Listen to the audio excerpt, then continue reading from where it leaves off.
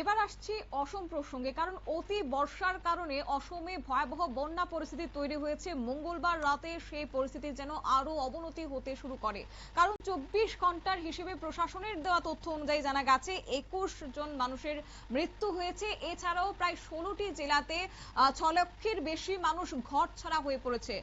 সময় যত গড়াচ্ছে ততই যেন অবস্থার আরো অবনতি হতে শুরু করেছে। জানবো বিস্তারিত, সঙ্গে যুক্ত হয়েছে প্রতিনিধি সৌম্য মুখোপাধ্যায়। সৌম্য, অসমের ভয়াবহ বন্যা পরিস্থিতি এবং 21 জনের মৃত্যুর খবর সামনে এসেছে, ক্ষতিগ্রস্ত হয়েছে 6 লক্ষ মানুষ। কি জানতে পারছো, বর্তমান পরিস্থিতি কি? দেখো, ভয়াবহ অবস্থা দেখা দিয়েছে মূলত আপার আসাম এর এলাকাতে। যেটা জানা যাচ্ছে যে পূর্ব আসামের শিবসাগর জেলায় ভয়াবহ বন্যা পরিস্থিতি। যতদূর যেখানে যাচ্ছে চারিদিকে শুধু জলই দেখা যাচ্ছে, রাস্তাঘাট ঘর বাড়ি সবই জলের তলায় চলে গেছে এবং প্রচুর মানুষ ইতিমধ্যেই ঘর ছাড়া গেছে। জানা যাচ্ছে যে প্রায় 6 লক্ষের কাছাকাছি মানুষ এখনো পর্যন্ত ঘর ছাড়া। এবং সব থেকে চাঞ্চল্যকর বিষয় হচ্ছে গত 24 ঘন্টার মধ্যে কিন্তু এই বন্যা পরিস্থিতির কারণে 21 জনের মৃত্যুর খবর পাওয়া গেছে এখনো পর্যন্ত।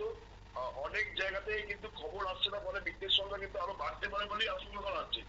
যেটা আসাম প্রশাসন সূত্রে জানানো হয়েছে যে পূর্ব আসামের জোরহাট, চড়াইদেহ, মধ্য আসামের পাহাড়ি জেলা কার্বি আংলং ভয়াবহ বন্যার কবলে।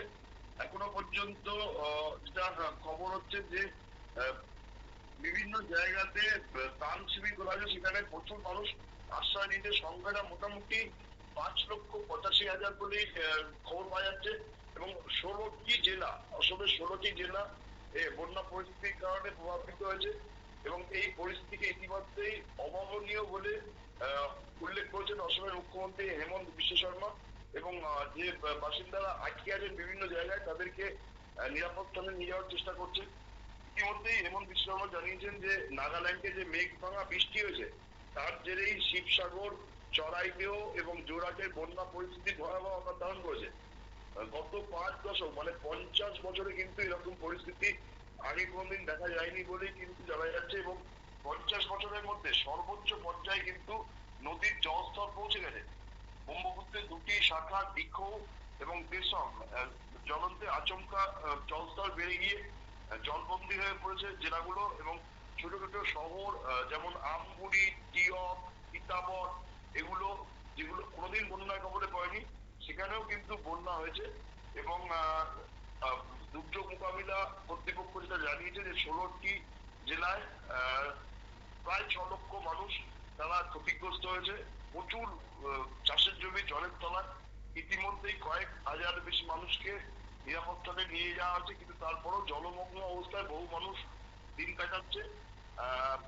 হেলিকপ্টার এবং ড্রোনের সাহায্যে বিভিন্ন জায়গায় খাবার এবং ত্রাণ পাঠানো হচ্ছে। শতাব্দী, একেবারে ধন্যবাদ।